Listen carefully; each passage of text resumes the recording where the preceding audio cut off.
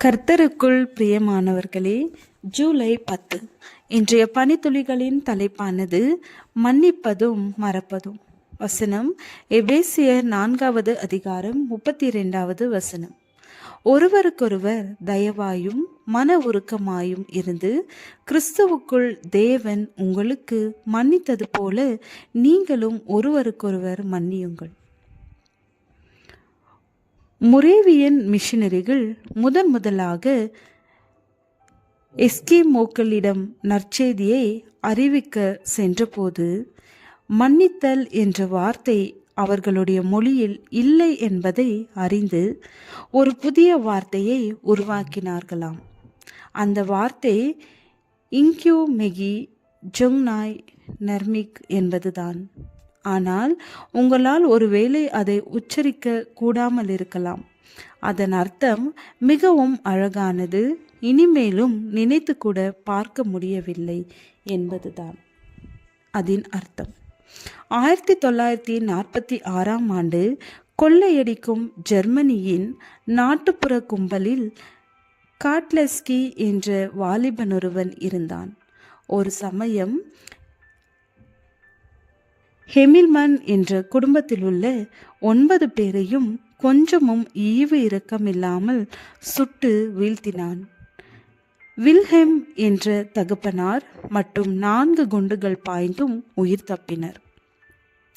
சீக்கிரத்தில் அந்த கொள்ளை கும்பல் பிடிபட்டது. காட்லெஸ்கி விசாரணைக்கு பின் 20 ஆண்டுகள் சிறையில் அடைக்கப்பட்டான். 20 ஆண்டு தண்டனையின் முடிவில் அவனுக்கு உற்றார் உறவினர்கள் இல்லாததால் அவனை எங்கே அனுப்புவதென்ற பிரச்சினை அரசாங்கத்திற்கு ஏற்பட்டது.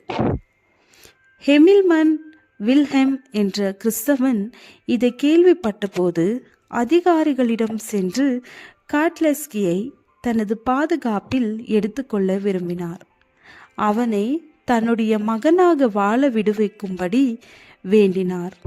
தன்னுடைய விண்ணப்பத்தில் கிறிஸ்து எனது பாவங்களுக்காக மரித்து என்னை மன்னித்திருக்க நான் இந்த மனிதனை மன்னிக்க வேண்டாமா என குறிப்பிட்டிருந்தார். எவ்வளவு பெருந்தன்மை, எத்தனை உயர்ந்த பண்பு!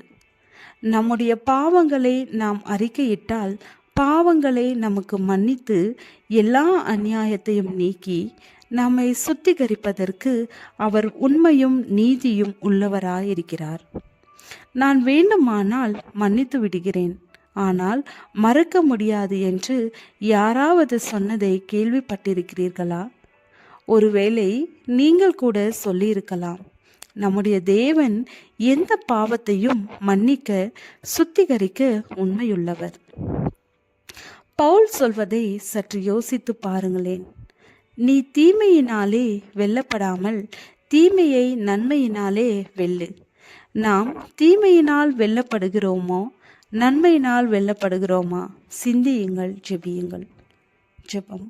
பிதாவே, கிறிஸ்துவுக்குள் தேவன் எங்களுக்கு மன்னித்தது போல நாங்களும் ஒருவருக்கொருவர் மன்னிக்க கிருபை அருளும். ஆமென்.